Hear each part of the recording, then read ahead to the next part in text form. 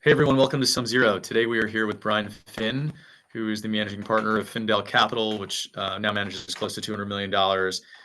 They're a special situations fund based in New York. Brian has been a member of SumZero for probably at least a decade, one of the top performing analysts on the site. And today we are here to talk about a company called Oportun Financial, or Brian's here to talk about Oportun Financial, ticker OPRT. Small cap name, sort of an activist play. Brian, you've been sort of public about your disappointment with the company. Everyone loves sort of a turnaround story, but maybe you can start by just quickly telling us what got you involved in the name to begin with. Obviously, you see a lot of upside here, but how did it hit your radar? What was the initial screening process like? Yeah, these guys reported a very bad Q4. I was aware of the business for a while. What struck me about the business was that these guys were making small consumer loans to a pretty interesting segment of the market. Basically, Latinos, oftentimes first generation, folks who had traditionally been pretty underbanked. And what was great about this business was that these loans were small, they get paid off quickly. So they had a loan portfolio that turned over very quickly. So you could adjust the profile of who you're lending to very quickly. But they had created this amazing niche within that space, but they clearly were running into some operating difficulties. And I started looking at it after they'd reported a pretty bad quarter and the stock had traded down a lot. And it was very, very clear, just from a super cursory glance, that this was a company that had gotten incredibly bloated with their operating structure. So we dug into it, started building a position, and then we fired off a letter letting the board and management team know that there was a quick solution here to their problems, and that was to just drastically take down their cost structure. So that was the start of it, and that happened in March of this past year. And just to kind of be clear for listeners, you were calling for the CEO to be fired, correct? Is that kind of your main goal with respect to kind of the activist campaign that you have going? Well, our call was for them to just drastically reduce their operating cost structure here, and to I'll get into kind of how overwrought and overbloated it had gotten, but to cut out a lot of that OpEx and to sell off some of these tangential businesses that they had bought, and these sort of ancillary revenue opportunities that they were pursuing that were clearly not accretive. And I think to do that, you have to fire the guy that got you into all these things. Now, the board was clearly complicit in how all of this was managed. So the board's at fault too here. So the board needs to be reconstructed, and we can kind of get into that too. But if you really want to fix the situation here, you got to get rid of the guy that led you there.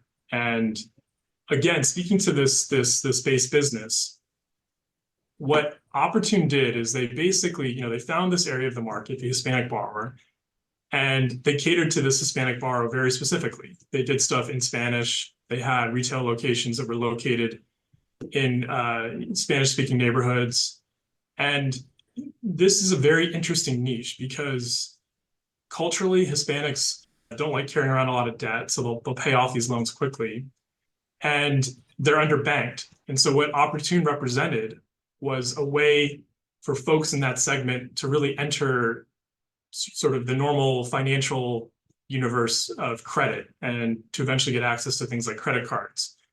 So if you look at the option for somebody in one of these neighborhoods, they could go to payday loan, which is, got an exorbitant interest rate, like 400%. Or they could do an Oportun loan, which is typically capped in the mid-30s. And that compares very favorably, obviously, to the payday loan. And if they pay it off, they do 2 or 3 of these, they're able to get a credit score, and they can start entering kind of the normal universe of credit cards, which typically carry an APR of the mid-20s. So they identified a very good group of people to be lending to. They catered to them specifically. And so they were able to get a lot of repeat customers here. And they really offered, an important service to getting folks who were not used to sort of using the traditional banking system to start using financial products and becoming part of the universe of banked consumers. So this is a great business. It carried with it net interest margins that were twice as much as their competitor, OMF, One Main Financial. And it should have just stayed that way. And they could have grown this business and continued to generate very high returns. But you had a CEO who came over from Walmart.com, and you had some venture investors and some folks with kind of a Silicon Valley background who really reimagined this business. And this really falls on Raul. Imagined this business as a fintech company.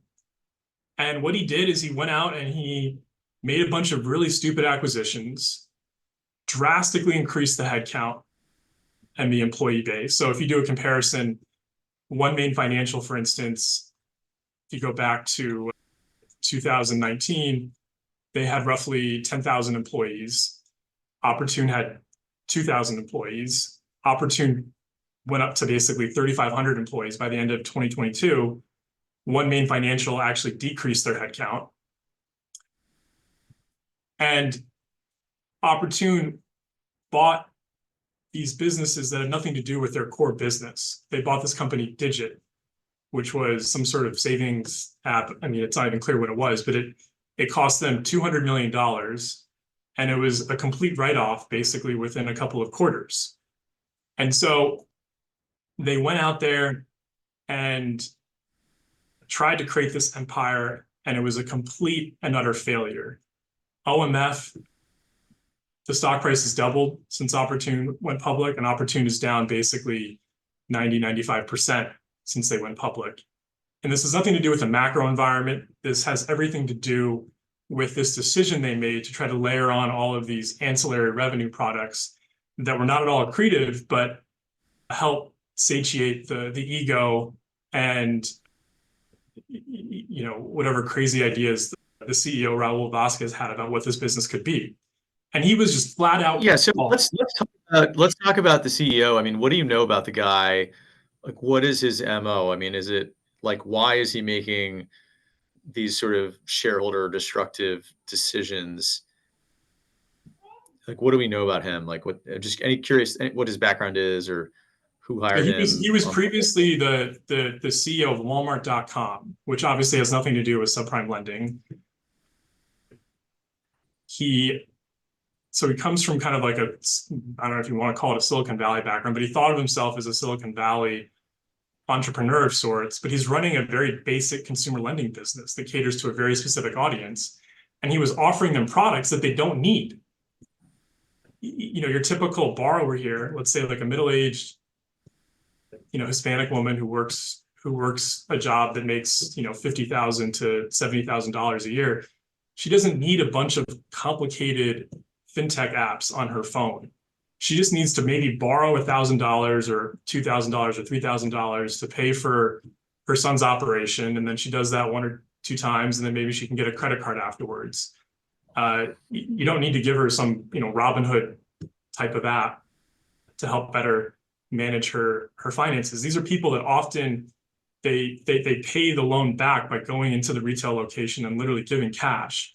Mm-hmm. So he didn't understand his consumer base and started selling these products that basically cost a lot of money to create, whether they were buying them or investing in, the employee base to build up these services. But to give you some numbers, I mean, their operating costs in 2018 were roughly 300 million, and that blew up to 600 million. So their OPEX per loan basically doubled over that time period. And if you look at OMF, their OPEX per loan was basically flat if you go back to 2016, OMF, their OPEX per loan is only up about 10% over that time period. Oportun's OPEX per loan is up close to more than double. What's So the size of their loan book? what's up? What's the size of their loan book? Right now, there's about $3 billion in outstanding loans. And what's great about these loans is they pay off quickly, so you can kind of adjust things quickly. And I'll get into how they screwed up the loan book a little bit later. But the bottom line here is this begins and ends with costs, begins and ends with not focusing on the base business that they had and getting all screwed up by Raul's decision to go into all these ancillary businesses that had nothing to do with their core business. And he utterly bludgeoned the stock and bludgeoned the company by doing this. And shareholders should be furious at him for this massive destruction of value. And the fact that he's still in charge of this company just speaks to the lack of fiduciary responsibility that these board members seem to have towards Oportun. Just to speak a little bit more on Raul, we obviously the results, the operating performance, and the stock price speaks for itself. But we've talked to lots of former employees and current employees, and they describe a guy that's just got an enormous ego, that's not willing to pivot and do what makes sense, who's bought into his own vision. And they describe a board that's been entirely complicit in all of this. And, just the board members themselves, I can go through each of them. Not a single one has subprime lending experience. I'll rattle off their names. It's comical what their actual backgrounds are. Ginny Lee, she's the COO of Khan Academy. It's a nonprofit education company. Joanne Barefoot, CEO of basically a podcast show. No subprime lending experience. Miramontes, he's a certified public accountant. No subprime lending experience. Raul Vazquez, obviously, was previously at Walmart.com. Roy Banks, he's the CEO of Weave Communication, which is an all-in-one customer communication and engagement firm. No subprime experience. And then the lead director, really the only person on this board that has, you can call it gravitas, from what I can tell, is Neil Williams. And he was the former CFO of Intuit. So he's a very experienced, formidable guy. But again, he has no subprime lending experience. He's been on this board for a while. He's overseen this massive destruction of shareholder capital under Raul. So, all of these people are part of the problem. And, but the problem begins and ends with Raul. But all that said, this is a beautiful business and there's an enormous amount of opportunity here. Well, I was going to ask about that. Like, if you've got a $3 billion loan book, if their interest on that what's like their annualized interest rate of that? Like 34%. And the 34. So are they doing over $1 billion in revenue roughly? Like, what's the revenue rate right now? Yeah. So let me pull up their financials here. Yeah, so their total revenue is roughly $1 billion. The net sort of the interest income revenue is 961 million. So there's some amount of revenue from these ancillary businesses. But yeah, this is a business that can throw off $1 billion in net interest income. And the reason why it's such a compelling story here is because any dollar they cut goes to the bottom line here. We've estimated that they've burned roughly $650 million just torched. Yeah. These different, initiatives, if you want to call them that. This is a business that could run with a much, much, much lower operating expenditure annually. You need someone new to come in, ideally, to go do that. I don't trust that Raul even understands what he did. I think he's so maniacal about this vision that he had and has such a big ego that he's not willing to pivot. They have to pivot, and they will pivot. What was interesting is we sent them a letter in March, and we told them, hey, look, you guys should cut out 150 million at least in costs. That should be the bare minimum. And they did, they pushed back on it initially, but they did go out and they made some cost cuts after that letter came out. They're now finally doing what we asked them to do in March, but they're doing it 6 months too late. They should have done it, obviously, 6 months earlier. The stock price is back to where it was in March.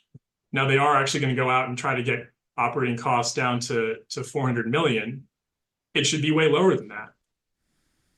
That said, if you look at this on a you can look at this, the valuation here in a few different ways. But if you were to take their loan book and you were to just say, put it in runoff mode and just pay for collections. So, you have your interest cost, you have your losses, and you have your net interest income, and you pay some amount of money to just go out and collect essentially these receivables, that in and of itself would generate about $12 in value over the next 2 years.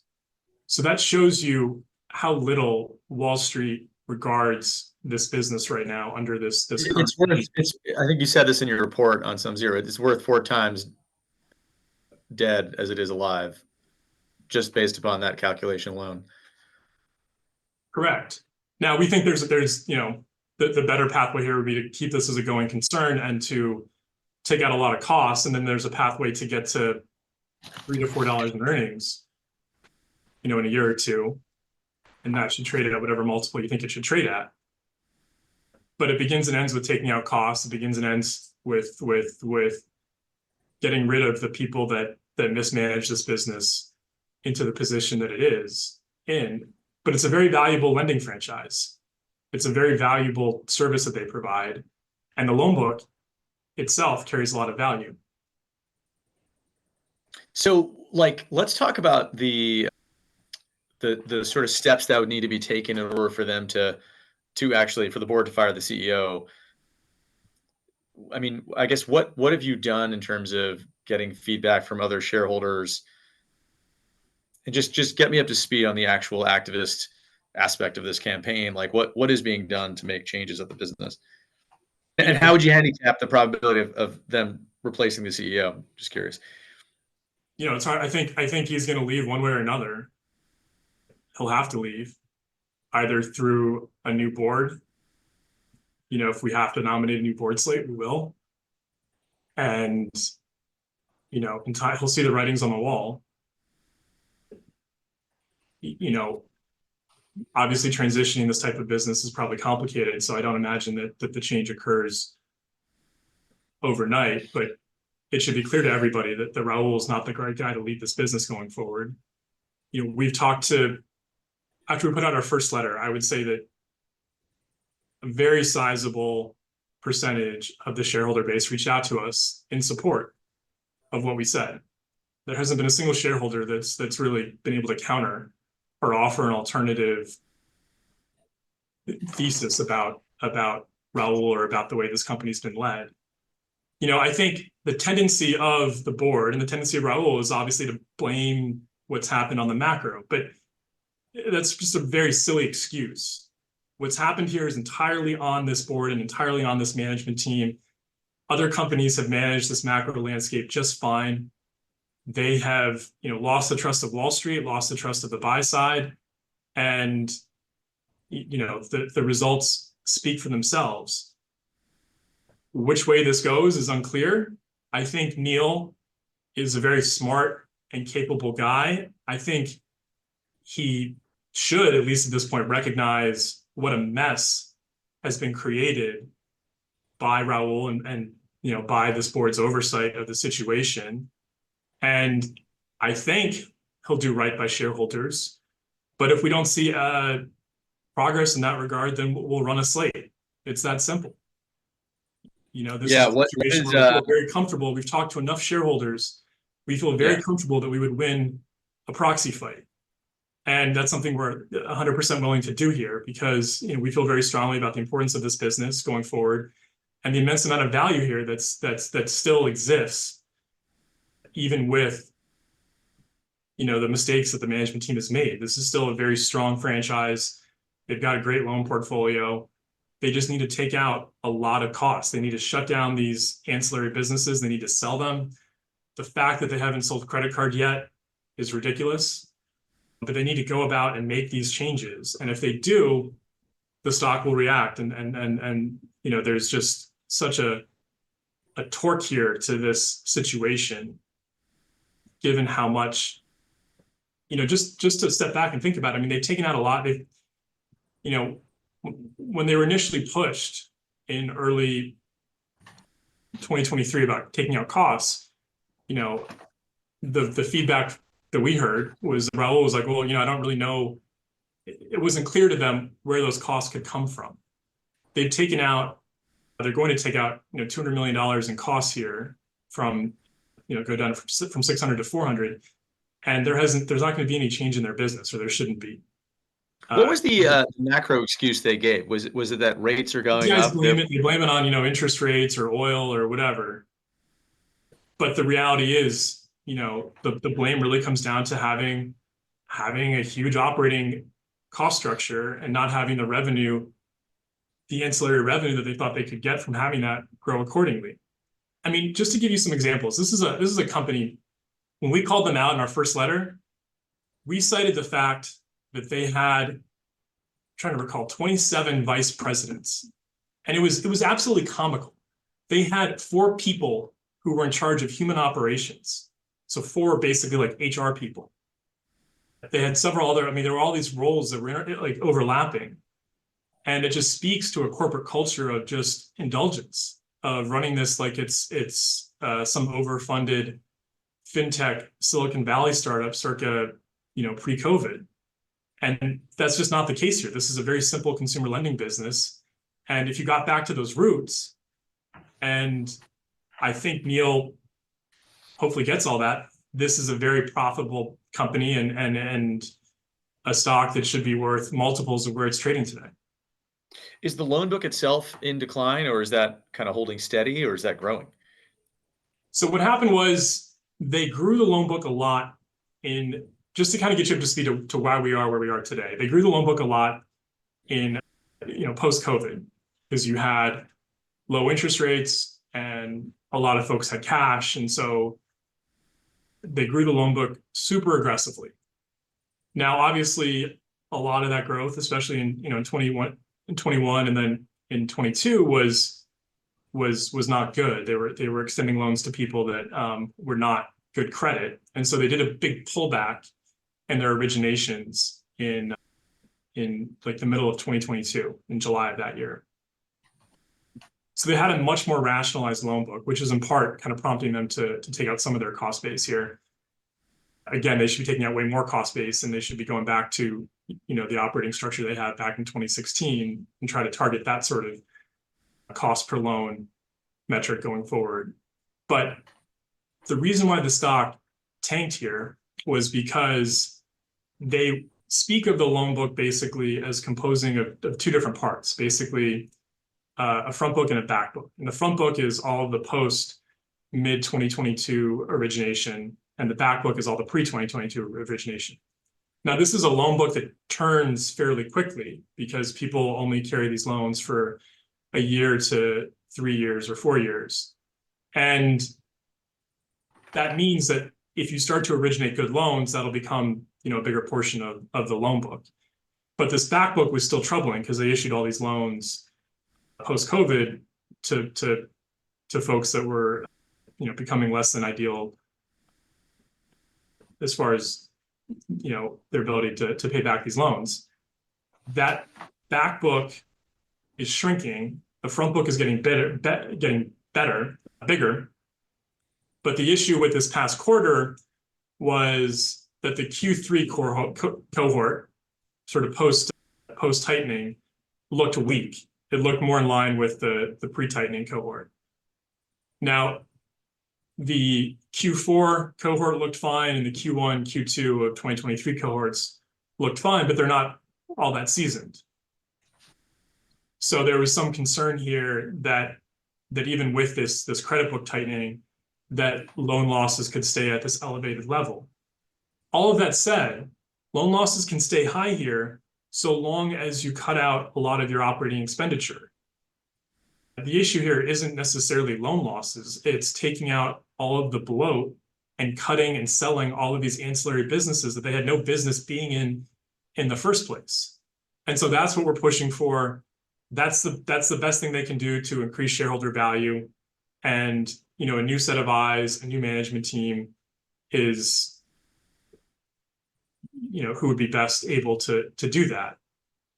this isn't What, what, what, any personal what would animus. you say? What would you say is the biggest risk to the thesis? Is it Raul kind of just lingering, or is it more of them not being able to grow the loan book? Is it both, or something else? What would you say I mean, the is the biggest biggest? risk is if they keep Raul on and they try to do some dilution here and keep the bloat. Now, it would be absolutely idiotic if they did that, and obviously contrary to the interests of shareholders. There are lots of things they can fix here in short order and get things right sized. And there is this call it nuclear option of just running the book down to generate a return there. Again, I don't think that they're that stupid. I think if they really continue to operate this, if they don't make decisive changes here, then the board's going to face bigger liabilities Yeah. on the part of shareholders who have had to wade through all this destruction of shareholder capital. How do you position size something like this, where there's there's obviously, I think, an asymmetry here in terms of, this could be a 10x if they cut costs to where you want, and they're able to hold on to that loan book. It could obviously re-rate from a multiple standpoint. And, I think on the downside, it sounds like they've got at a core a pretty solid business where there's, plenty of room for net interest margin, which is great. But in your portfolio, how do you position size something like this, given the sort of risks that come with, not knowing what the CEO is going to do, or what the board's going to do, or how much time it might take to fire the guy, if that's, an angle you want to pursue? Yeah, I mean, this is a very skewed risk reward. I think there's upside here, even with the current management team, as disastrous as they are. Like, I think the stock is very much oversold and should Yeah. re-rate to some degree on its own. If the right changes are made, if they bring on people to the board who have real subprime experience, and obviously if they get rid of Raul and he gets transitioned out in the right way, then there's multiple upside from where we are today. So that said, it's a position on this it's not like a top 5 position for the fund by any means, but it's a position it makes sense to spend time on, because there is such a skew here, there is such an opportunity. And if you just run the math on the loan book, there is this sort of liquidation value, if you will. Again, we're not pushing them to do that, but this is a business where if they just focus on costs and taking out costs and killing these ancillary businesses, they're gonna be in a good place pretty quily. Yeah. And Is there any? they've obviously signaled that they're going to try to do that. Yeah. But we're asking, we don't think Raul's the right guy to do that, period. And we think that there's even more aggressive cost takeouts that can be had here. If you take a model and you run sort of higher interest rate costs and still elevated net charge-offs, you can still get to them generating, $1 or $2 of earnings next year. So obviously the stock is really discounting a pretty draconian scenario here. Yeah. Well, getting to that, like, what is the overall awareness of the situation? I mean, is there any sell side coverage? It's obviously a small cap name, very small cap name, and awareness really matters, especially with super small cap situations. But just, can you speak to, like, why the opportunity exists in the first place, and why the markets maybe aren't pricing this right? Yeah, and it was interesting. My analyst Patrick went to the OMF Investor Day, and he, he's talking to people that are in this industry, in this space, and there's not a lot of awareness about Oportun. And to the degree people do know about it, they're like, well, Raul's in charge of it, and he's a bad CEO. It might be a great business, but we're not going to touch something with that guy in charge. And it's a very sleepy board with people that are not, aren't part of this consumer finance space. So that Would OMF potentially buy this name? Just it sounds like they're in the same business and there's a big valuation disconnect here. So have you heard I anything mean, look, about? I think there's a lot of ways that the situation could get better from here. I don't know if OMF is the right buyer necessarily, but there's certainly should be private equity firms that could be interested in taking this private. There's a lot that can be fixed here. Is sort of the resounding point. And Yeah. I think the management team and the board recognizes that on some level, but I think it's also the case that if you created a huge mess, your inclination is to deflect the blame and to not fully address the mess. If you brought on new board members, if you brought on a new CEO, then this is a situation that can get fixed much more cleanly and much more quickly. And the multiple upside gets realized a lot sooner. Yeah, it sounds like there's a lot of like low hanging fruit with respect to obviously much easier to cut costs than it is to grow revenues, especially if your chief competitor runs the same business model with lower headcount. You've got kind of precedent for why that loan book could remain at its current size with far fewer people. So yeah, I guess it's just surprising that the board hasn't acted faster, but maybe they don't have enough, maybe like skin in the game, or is there? Yeah, I I mean mean, that's like a who? common. They don't particularly own a lot of shares, Yeah, so I don't think that they don't have a financial incentive necessarily. I do think that they have a reputation incentive and they have a liability incentive. But this is a management team that's been grossly overcompensated.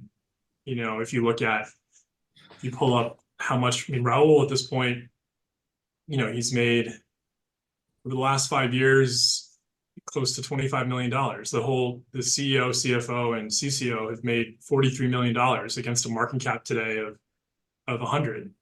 that's unbelievable. There's been a lot of and they had a huge board at one point. They've subtracted a member recently, or two members recently, but this has been run like it's a division of some huge empire, Yeah, and they haven't had to pay attention to costs or run this like a small consuming lending business, and to be scrappy and to focus on your core customer. They've run this like a Silicon Valley experiment, and that's the basic issue, and that's what has to change. And the hope here is that yeah, the board led by Neil will start to recognize that and will act accordingly. But if they don't, then we'll obviously come in with our own slate, and we feel very confident that we'll win. And then the change will happen, perhaps less collegially. yeah. Brian, I think that's a good summary. I think we can end it with that. Fascinating discussion. I mean, I'm certainly rooting for you and the business and for the people who work there. I think, I'm sure this is affecting them too, and they're probably asking some of the same questions you are, and certainly the other shareholders. So we will watch this situation closely and keep us posted if there are any other, I guess, corporate actions or interactions with the business. Would love to hear how the situation evolves. Thanks for joining us. Cool. Thank you.